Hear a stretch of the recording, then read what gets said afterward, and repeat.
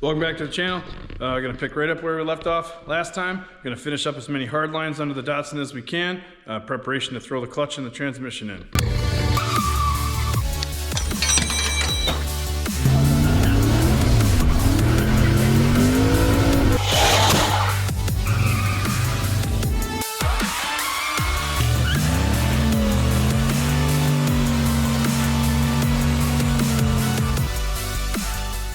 Last video, I took apart the union that was connecting this brake line right here that runs to this line that runs all the way back to the rear axle. There is a junction block in between that bolts to the subframe here. I just have to trim these two lines and then reform them just a little bit so that they connect in there. First thing I'm gonna do is, or first thing I did was I drilled out the hole in this union, and there is a location right here on the inside of the frame rail. That's going to bolt solid, so I'm going to run that down and then trim this line to fit. Same thing here, reflare the ends, and we should be on to the next thing.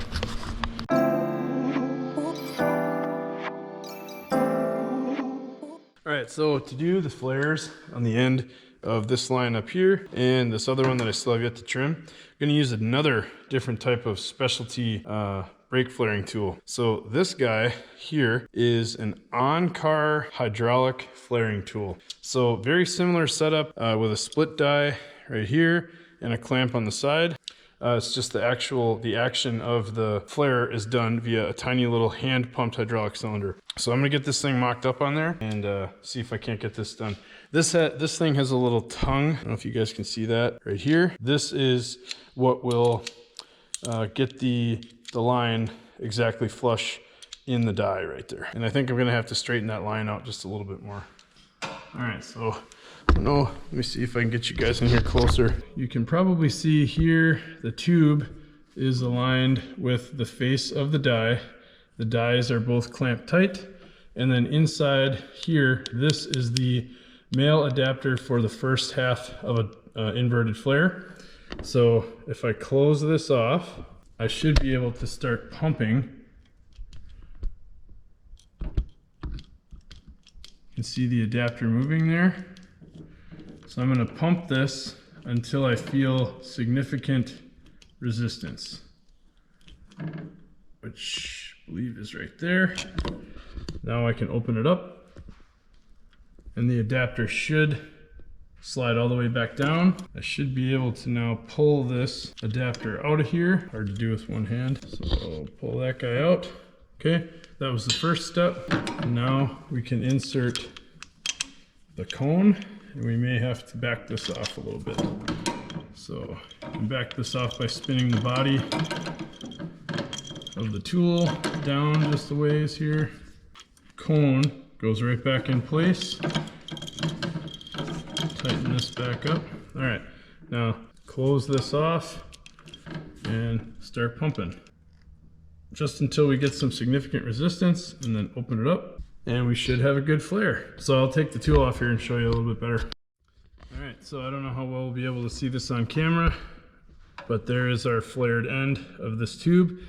Now if I get in here real close, you guys can probably see that I ran that cone down just a little bit too far and I actually cracked this line. So I'm gonna have to cut this off again and put the tool on there and redo the flare. I can't believe you guys just watched me do that and didn't say anything.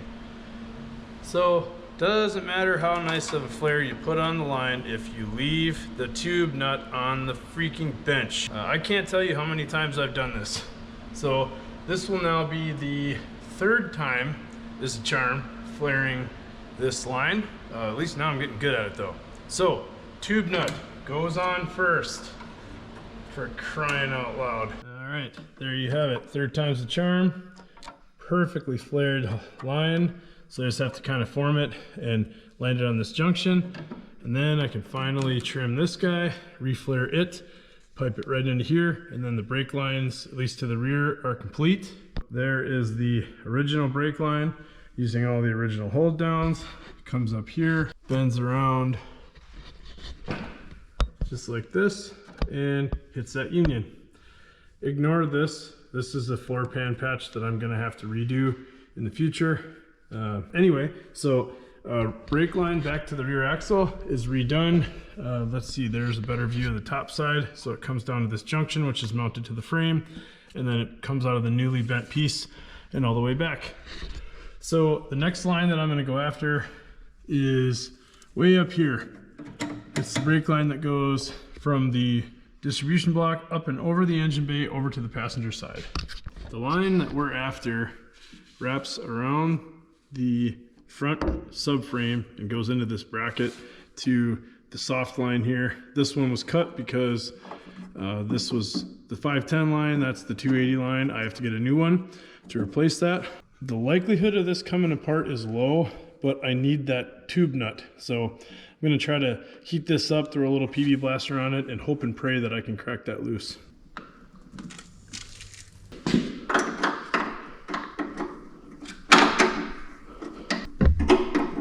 Try this one more time. This is the wrong size tube wrench, but it's what I have. And try it once more with the open end.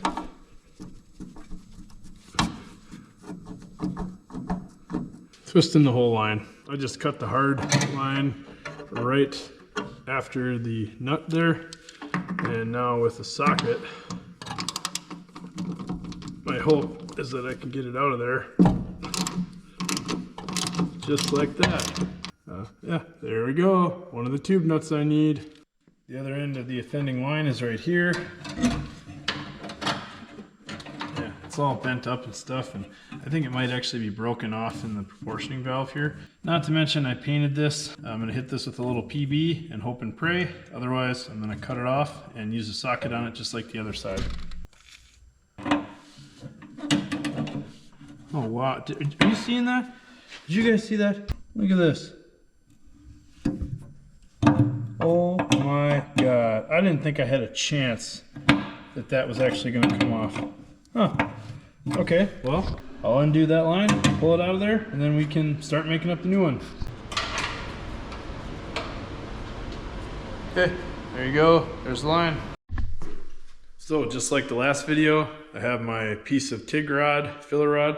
I've roughly straightened it back out. I'm gonna use a couple of pieces of this existing line, mainly this bend right here that goes around the subframe. I'm gonna use that as a template piece. And then also to start off, I'll use this end here, and then I'll kind of lay the rest out in the engine bay as I go. And I'll just tape these rods together just like I did before, so that this mangled piece of crap can go in the trash, and then this will be our new template, and I have a roll of new line to make the whole thing one piece. So just like last time, I don't know how much of this I really showed, but I'm gonna use the TIG rod to mimic the path that the old line took. And I think this is about kind of what that was like. It came up out of this distribution block, and then it bent towards the engine, or towards the firewall, right here.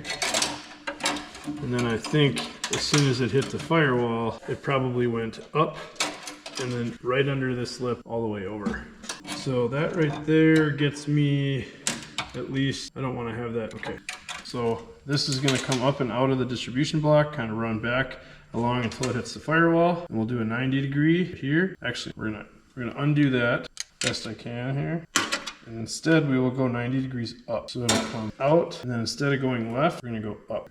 All right, so out of the distribution block, and this might be just a smidge too long. Out of the block, we'll come back to the firewall, somewhere around there.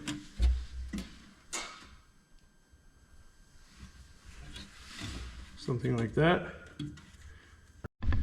For today's exercise in futility, I bought a 25-foot spool of 3/16 steel brake line from O'Reilly. I know this is going to be painful because I don't really have like a really nice straightener.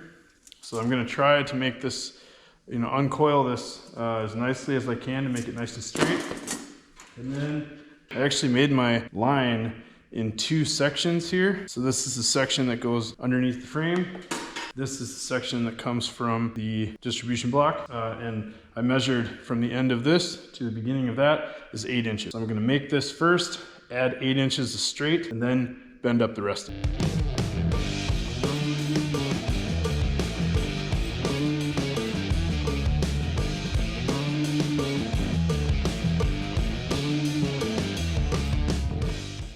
So here is a direct comparison.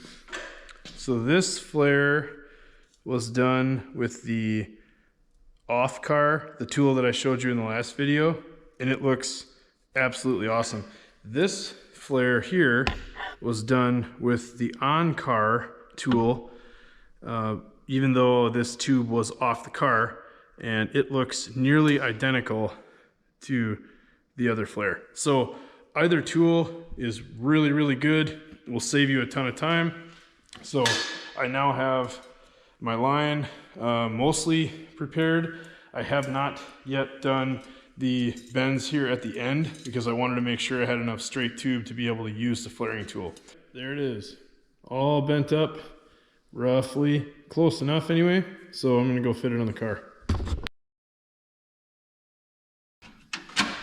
Okay, so you probably can see this. Looks like our pre-bent line was very close, but needs just a little bit of adjustment here right at the end. Just trying to fit it back into this soft line, so I know if I get another soft line, it'll work. Okay, there it is.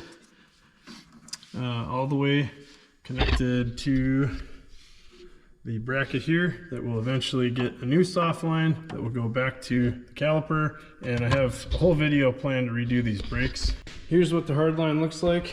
It's this bright silver one that I just made. Now, I don't know if this is gonna tick me off in the future, having this be in the way of the bolts for the master cylinder. It may not matter that much. There might be enough flex in here to be able to get this out of the way. Otherwise, you can see the routing there, right under the top, right down here, and then right over here. This is actually a factory hold down, way down in here. And then this is the part where it wraps around the frame, just like it used to. So that right there completes the redo of the passenger brake line, redo of the brake line to the rear, and the brake line, or I'm sorry, the hard line to the clutch. So I think at this point, I'm gonna work on fastening these lines to the firewall. I have some padded clamps I got so that I can keep all these lines from chafing and rubbing and moving around. I'm gonna attach those to the firewall just using self-tappers and a couple of padded clamps. I'll show you what I mean. All right, Harbor Freight sells these rubber clamp assortments. I bought 2 of them because I wasn't sure how many I was gonna need. You get 4 5/16 clamps. In my case, I think 5/16 or quarter will probably work. So I'm gonna steal a couple of these for each one of those lines, and then I'm gonna use some black self-tappers to fix them to the firewall.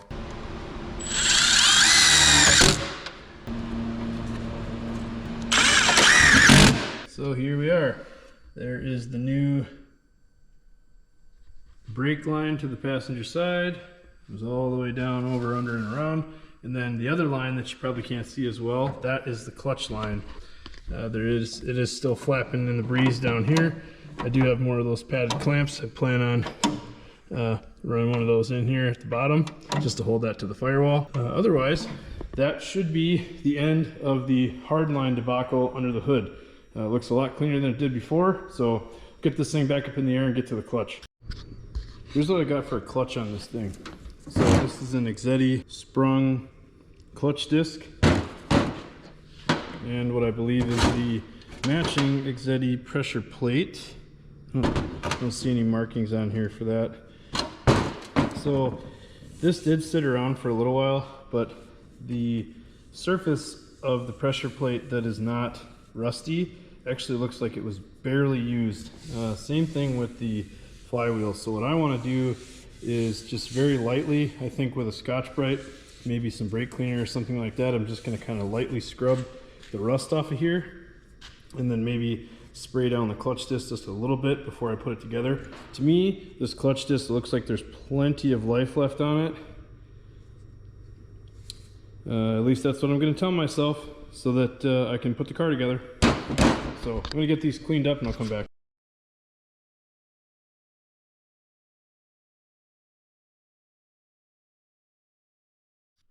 Alright, here we go with the flywheel. So if you guys can see, maybe not, there's a tiny little pin in the back of the crank that aligns with this little bitty hole right there. So preventing you from installing the flywheel the wrong way. Okay, please don't fall. All right, so I just have the flywheel set on here. Here is the flywheel shim. If you look close, I don't know if you'll be able to see this very well, but it actually has a chamfered edge on one side. That side goes towards the flywheel. So on each one of these bolts, I just put a little bit of red Loctite, and that's just to hold everything, make sure that these don't back out. So the torque spec I found online for flywheel bolts for KA was 110 foot-pounds. So I'm just going to kind of walk these down until they're snug.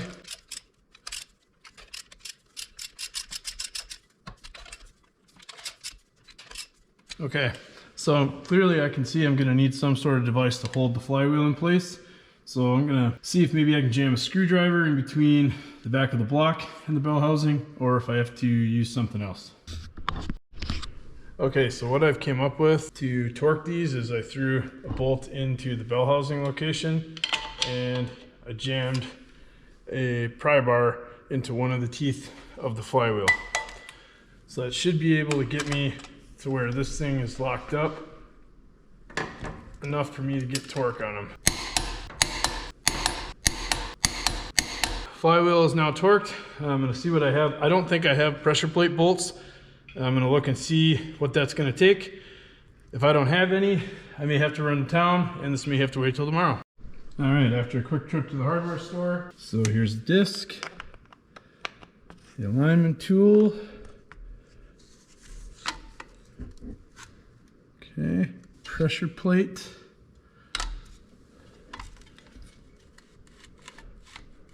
And here's that new fancy dancy hardware I just went and got. Put one bolt in there, maybe two just to hold it. So just like last time, I'm gonna put just a little bit of red thread locker on all of these bolts to make sure that they don't come out.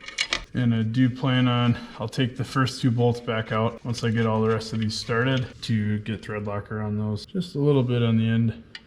Should be more than enough to hold these in place.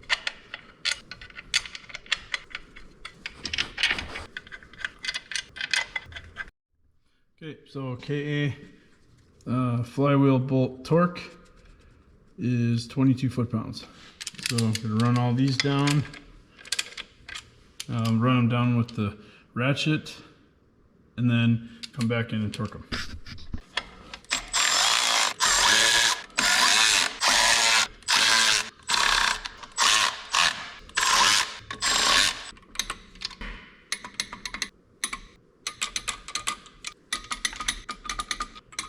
All right, there you go, all torqued.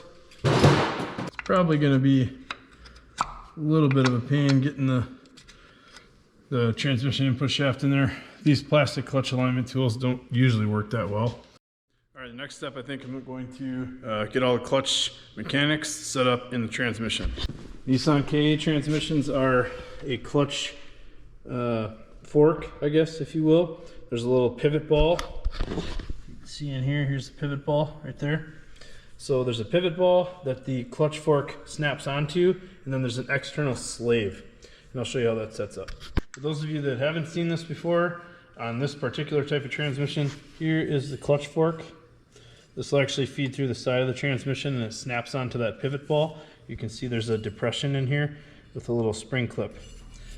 The other part that is needed is what's called a throwout bearing. So this bearing actually rides right on the clutch pressure plate fingers. This allows you, actually hooks up to the clutch fork here, so that when you push the clutch, this bearing gets pushed in towards the fingers, and that's what releases the pressure plate from the clutch so that the engine can spin freely from the transmission. So in this setup here, this throwout bearing, which I'm going to call used but nice, this throwout bearing has a spring clip that goes on either side, and the way that this assembles, just like this,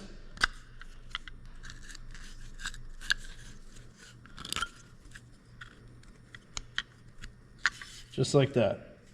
So that little spring clip kind of fits just over the tip of the clutch fork there, and then that's how your throwout bearing is assembled. So to get this whole thing in the transmission, it's pretty easy. We're going to thread throwout bearing onto the transmission and then run this all the way back and pop the clutch fork onto that pivot ball. All right, new to me transmission going back in, and now we finally have the clutch installed. Anybody see a problem here? Probably can't from your point of view. Clutch alignment tool is still in there. Aren't gonna get very far.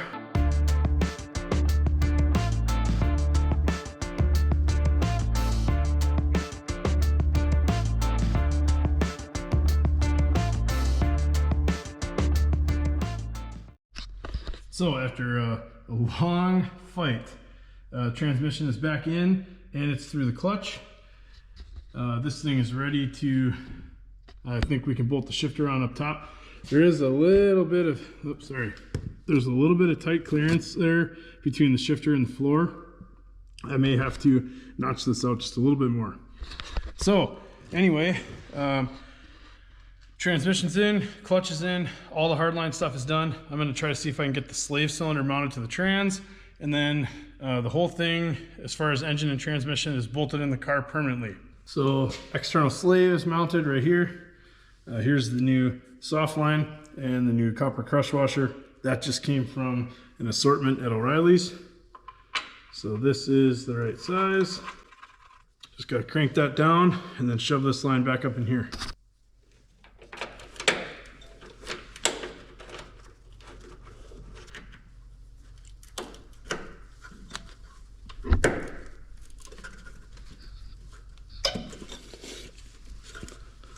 There you go, new slave, new soft line, new hard line.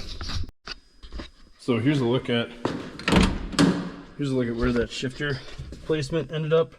Don't mind the rag on top. I'll explain that in a later video. But this is the hole that we made when we put the new transmission tunnel on top. So that's the shifter pedestal right there. I think I have a boot that's gonna fit that perfectly. Actually, not quite. It's not quite tall enough. I will have to put a larger shift boot on there. Not a big deal. I think I'm going to end this video right here. I know this content isn't exactly the most exciting, but it's a whole bunch of stuff that has to be done on this car. Next up, I'm going to tackle the brakes and maybe the suspension. I need to button up a couple of pieces with the coilovers. Please like, comment, share, and give me a subscription. That would be incredible. It keeps me motivated to keep going. So once again, thank you all so much for watching. We'll catch you in the next one.